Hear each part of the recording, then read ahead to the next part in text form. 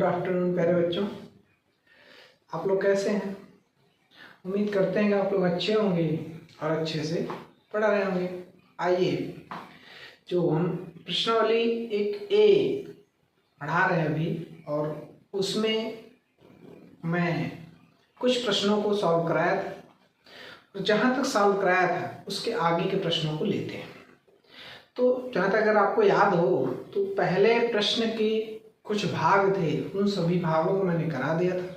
एक पार्ट आपके लिए होमवर्क दिया था, उम्मीद करते हो आपको कर लिए होंगे। और अगर नहीं आया तो आप उसको कमेंट बॉक्स में लिखिए, हाँ सर इसको भी बता दीजिए, तो मैं उसको भी सॉल्व करा दूंगा। आइए लेते हैं, क्वेश्चन नंबर 2 है, और क्वेश्चन नंबर 2 ये कह रहा है कि दो ऐसे पूर्णांक दिए गए हैं जिनका आप एलसीएम और एचसीएफ निकालिए, फिर बाद में उनके गुणनफल को एलसीएम और एचसीएफ के बराबर दिखाइए। क्या यह सत्य है या असत्य है, ऐसा कह रहा है प्रश्न यही है कि पूर्णांकों के निम्नलिखित युग्मों के एचसीएफ और एलसीएम ज्ञात कीजिए तथा इनकी जांच कीजिए कि दो संख्याओं का गुणनफल बराबर होता है एचसीएफ और एलसीएम के कि नहीं होता है। तो ध्यान दें, जैसे 26 और 91 है, तो 26 का जब फैक्टर करोगे 2 1 2 3 6 और फिर 13 1 13, ठीक। और 91 का करोगे तो 2 चौका 8, 2 से नहीं कटेगा, ये 7 से कटेगा, 7 1 7 3 21 और फिर 13। मतलब कहने का यह है कि 26 का गुणा कराएंगे तो 2 गुणा 13 हो जाएगा, और 91 का गुणा कराएंगे तो 7 गुणा 13 हो जाएगा। और यहाँ से जब HCF लिख रहे होंगे तो देखिए यहाँ पर ये मैच कर रहा है, तो यही 13 हो जाएगा। और जब LCM लिख रहे होंगे तो 13 गुणा 2 गुणा 7, 13 दूना 26 गुणे 7, 7 6 42 की 2 हासिल लगा 4, 7 दूनी 14 4 18, एलसीएम बराबर 182 आ रहा होगा, ठीक।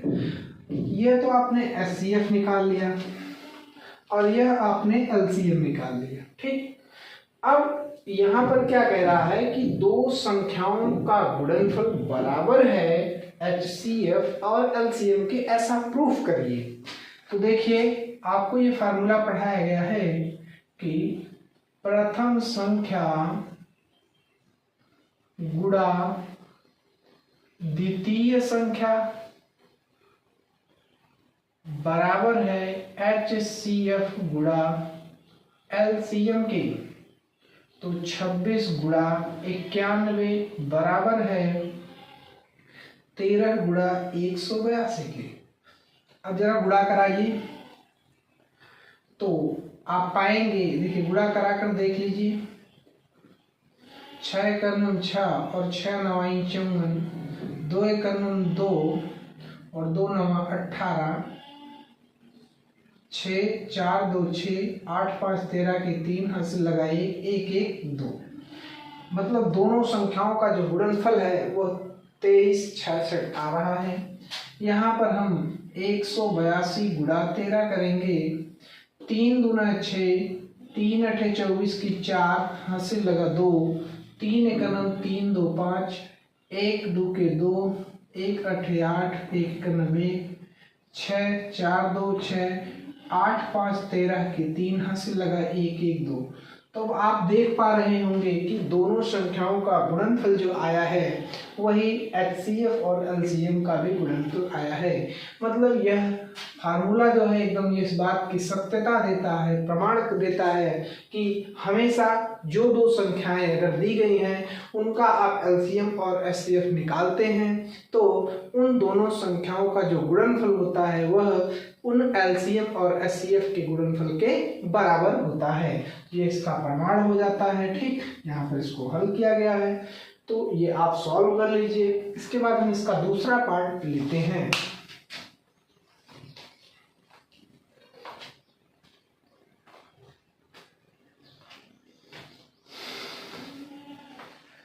सॉल्व कर लीजिए। आइए लेते हैं दूसरा पार्ट इसका।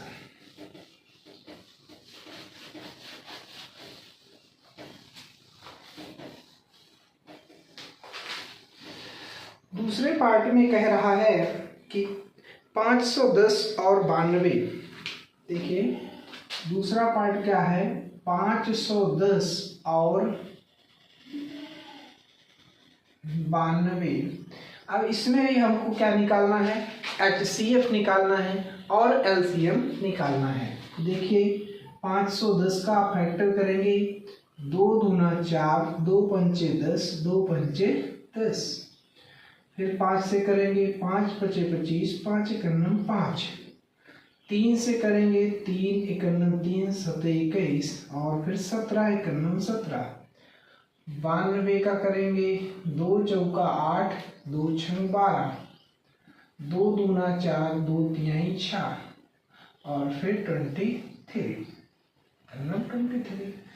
तो यहाँ से ध्यान दें तो आप पाएंगे कि 510 को आपने लिखा 2 गुणा 3 गुणा 5 गुणा 17 और फिर 92 को आपने लिखा 2 गुणा 2 गुणा 23।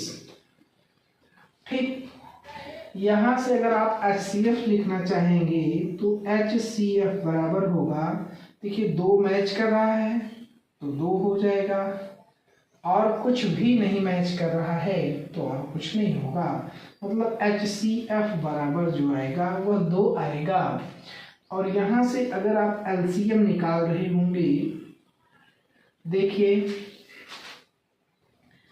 2 गुणा ये बच गया तो 3 गुणा 5 गुणा 17 और फिर गुणा ये 2 और गुणा 23। ये आपका गुणा कराने पर जो आएगा वही क्या हो जाएगा, LCM हो जाएगा। अब जरा देखिए, सत्यता की जांच कराना हो तो आप क्या करेंगे कि 510 गुणा 92 बराबर हो जाएगा 2 गुणा टोटली 3 दूना 6 पंचे 30, 17 तरीके 51, 510 दूना 1020, 1020 गुणा 23।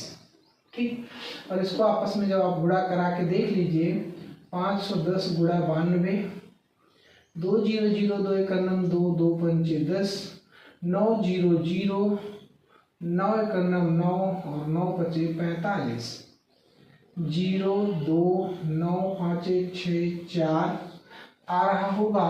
और यहाँ पर आप करेंगे 1020 गुणा 23 दूना 46, 6 0 0, 6 दूना 12 की 2 हासिल लगाइए, 6 0 0 यानी 1, 6 एकन्नम 6, 4 0 0, 4 दूना 8 और फिर 4 0 0, 4 एकन्नम 4, 0 2 8 1 9 6 4। अब आप देख रहे होंगे कि इन दोनों संख्याओं का जो गुणनफल है वह सेम इसके मासा और लासा का गुणनफल आ रहा है, अर्थात यह इसके सत्यता की जांच हो जाती है। यहाँ पर इसका HCF और ये आपका LCM हो जाता है। तो ये आप बड़ी आसानी से इसको सीख पा रहे होंगे। बहुत आसान सा तरीका है, बस करना कुछ नहीं है, फैक्टर कर देना है, LCM और HCF लिख देना है। ठीक, इसको नोट कर लें। आइए लेते हैं का तीसरा भाग।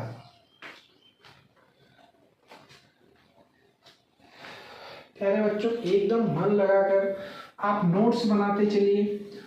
जो चीजें ना समझ में आए उसको कमेंट में बताइए, उस चीज को हम अच्छे से आप तक पहुंचाएंगे। नोट्स जरूर बनाइए। आप अगर नोट्स बनाए रखेंगे तो आपके लिए बेहतर होगा। तीसरा पार्ट हम लिख दे रहे हैं, आप तीसरे पार्ट को सॉल्व करिएगा। अगर ना आए तो कमेंट में बताइएगा। जैसे कह रहा है 336 और 54 और इसका LCM और HCF निकालना है, तो उम्मीद करते हैं आप इसको कर लेंगे। ठीक, हम अगला प्रश्न लेते हैं, प्रश्न संख्या 3। आइए इसको इरेज कर दे रहे हैं, इसको जरूर नोट कर लीजिए और आप खुद से करिएगा।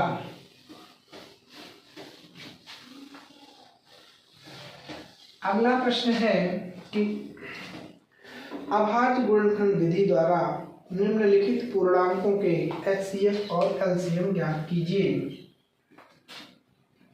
अभाज्य गुणनखंड विधि द्वारा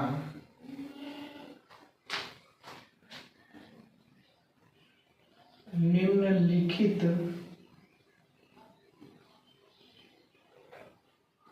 पूर्णांकों के HCF और LCM ज्ञात कीजिए। ठीक, पहला सवाल है कि 12, 15 और 21 का LCM और HCF। देखिए पहला पार्ट क्या है, 12, 15 और 21 का क्या निकालना है, HCF निकालना है और क्या निकालना है, LCM निकालना है। देखिए क्या करेंगे, 12 का गुणनखंड करेंगे 2 दूना 4 तिहाई 12, 15 का गुणनखंड करेंगे 3 पचे 15 और 21 का गुणा करेंगे गुणनखंड तो 3 सते 21। ठीक, अब HCF लिखेंगे तो HCF वही होता है जो तीन संख्याएं दी गई है, तीन पूर्णांक दिया गया है तो तीनों में जो अंक मैच कर रहा हो फैक्टर में, फैक्टर करने के बाद वही इसका HCF होगा।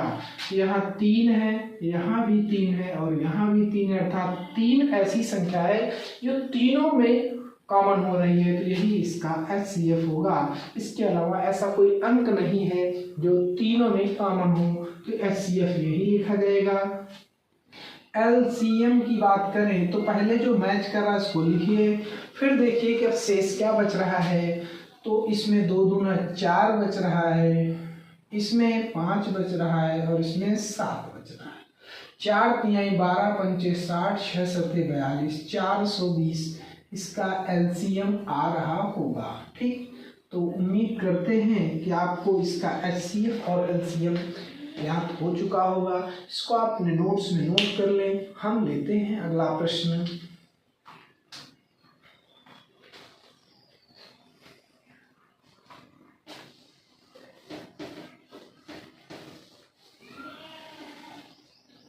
देखिए दूसरा पार्ट है 17, 23, 29।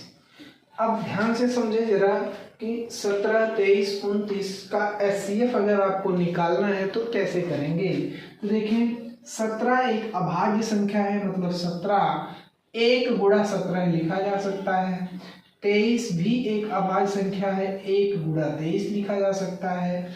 29 भी एक अभाज्य संख्या है, 1 गुणा 29 लिखा जा सकता है। यहाँ से आप अगर HCF लिखना चाहें तो कॉमन क्या बन रहा है, 1 बन रहा है, मतलब HCF 1 हो जाएगा।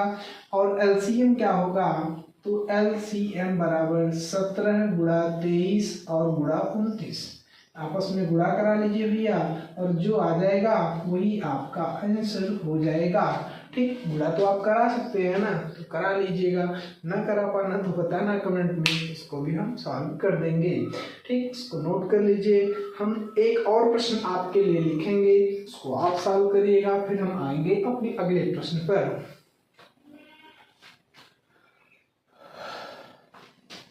ठीक, इसको नोट कर चुके होंगे तो आइए एक प्रश्न मैं आपको दे देता हूँ, इसको आप खुद से सॉल्व करिएगा और ना आए तो कमेंट बॉक्स में लिखिएगा।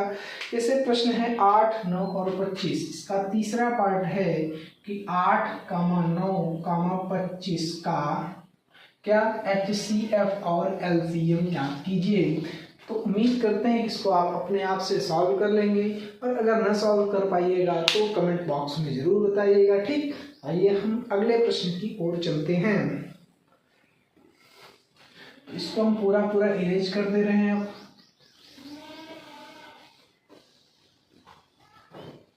चलिए अगला प्रश्न क्या कह रहा है कि 306 और 657 306 और 657 का HCF का HCF 9 है, का HCF 9 है, तो LCM ज्ञात कीजिए। ऐसा देखते ही, आप प्रश्न को देखते ही आपके समझ में आ रहा होगा कि इसमें हम चाहे इसका फैक्टर करके एलसीएम निकालें, लेकिन अगर हम फैक्टर करके ही एलसीएम निकालना है तो हमें इसमें एचसीएफ देने की कोई आवश्यकता नहीं थी प्रश्न में। लेकिन अगर एचसीएफ दिया भी गया है तो हम उसका उपयोग करके निकालेंगे। तो क्या करेंगे, प्रथम संख्या गुणा द्वितीय संख्या प्रथम संख्या गुणा द्वितीय संख्या बराबर होगा HCF गुणा LCM के।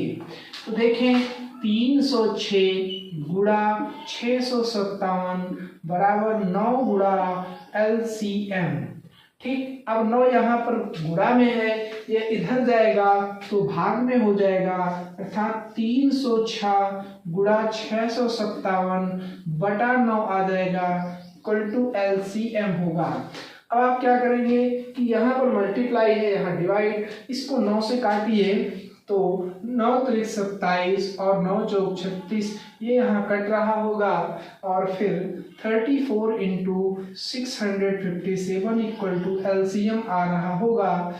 मल्टीप्लाई आप कर सकते हैं, और ना भी कर पाना तो फिर कमेंट बॉक्स में लिखना, या फिर मैं यहाँ कर देता हूँ 657 इंटू 34,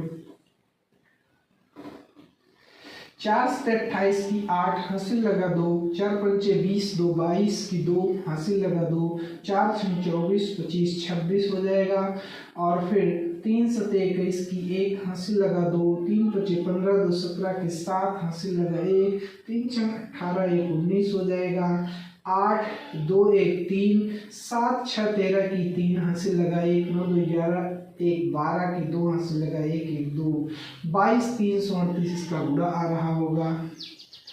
क्या 22 338 इसका गुणा आ रहा होगा, अर्थात इसका एलसीएम 22,338 आ रहा होगा। इसको सॉल्व करिए, जैसा भी लगे कमेंट बॉक्स में जरूर बताइए। ठीक, आइए लेते हैं एक और प्यारा सा प्रश्न, इसको आप नोट कर लीजिए।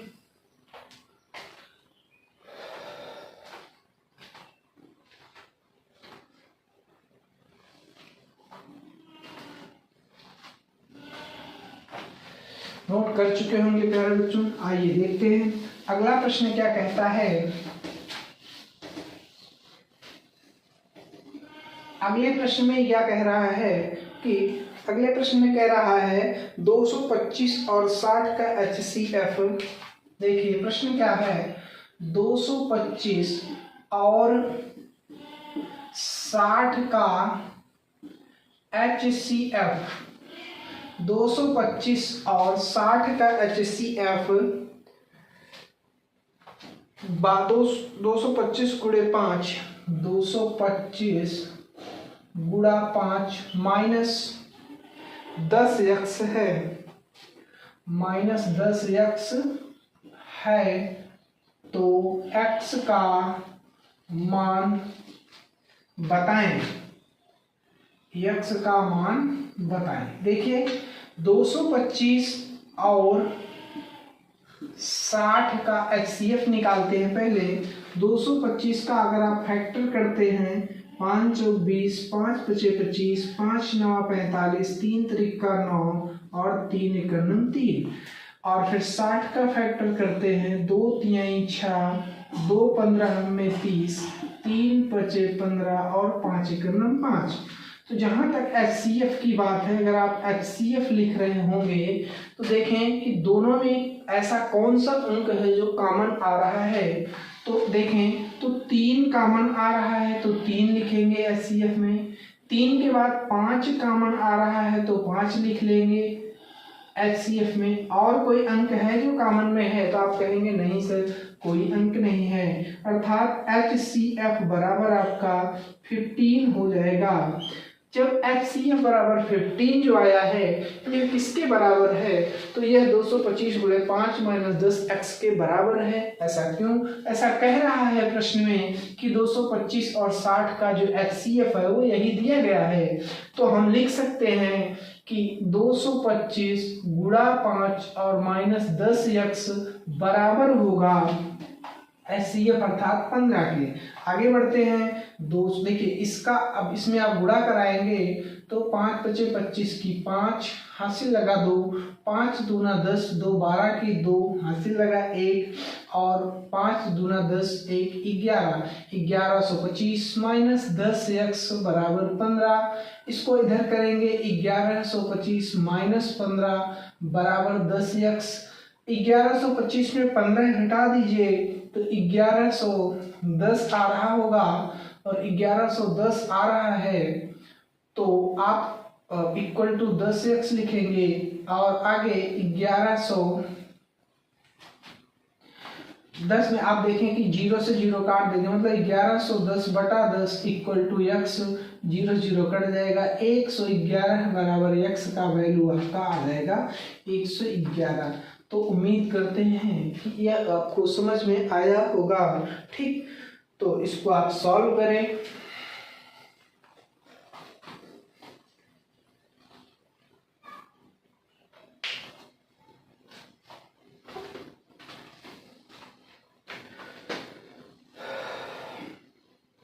चलिए सेम इसी जैसा एक और प्रश्न लेते हैं, इसको आप नोट कर चुके होंगे, इरेज करते हैं।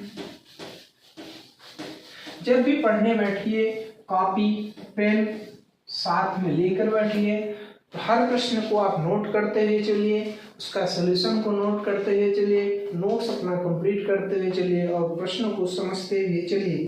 कॉपी पेन लेकर बैठना बहुत ही जरूरी है। 18 और 117, 18 और 117 का 18 और 117 का HCF 18m माइनस 117 के रूप में दर्शाया गया है, के रूप में दर्शाया गया है, के रूप में दर्शाया गया। m का मान ज्ञात कीजिए, m का मान ज्ञात कीजिए। चलिए देखते हैं कि 18 का फैक्टर करते हैं तो 2 9 18, 3 त्रिका 9, 3 एका 9 3। 117 का फैक्टर करते हैं, 3 त्रिका 9, 3 9 27, 3 एका 9, 3 त्रिका 9 और 13 एका 9 13। तो अब यहाँ से देखें, अगर हम आपका HCF लिखना चाहें तो देखिए 3 कॉमन बन रहा है तो 3 लिखेंगे, फिर एक 3 और कॉमन बन रहा है तो एक 3 और लिख लेंगे, अर्थात HCF बराबर 9 आ जाएगा। और यह 9 किसके बराबर, तो यह 9 जो है 18m माइनस 117 बराबर 9 के। और आगे बढ़ते हैं, 18m बराबर 9 प्लस 117 और आगे बढ़ते हैं, m बराबर 117 9 126 और बटा 18। तो 18 m बराबर क्या हो जाएगा, 18 सत्ते 7 8 56, 7 1 9 7 5 12, मतलब m बराबर 7 आ रहा होगा। ठीक, m बराबर 7 आ रहा होगा। तो m का मान निकालना था जो 7 आएगा, उसको नोट कर लीजिए। जैसा भी पढ़ने में लगे कमेंट में जरूर बताइए, अपनी समस्याओं को कमेंट पढ़ने में कैसा लग रहा है ये भी कमेंट में बताइए। अपने यार दोस्त मित्रों को जरूर बताइए कि हाँ, क्लास 10th और 12th की पूरी कंप्लीट मैथ पढ़ने के लिए आप यहाँ से जुड़ सकते हैं मेरे चैनल से, और जुड़कर आप अपने आप को बेहतर परफेक्ट तरीके से अपने सिलेबस को कवर कर सकते हैं, अच्छे से अच्छे तरीके से अपनी तैयारी कर सकते हैं। ठीक, तो मिलते हैं अगले वीडियो में, तब तक के लिए जय हिंद।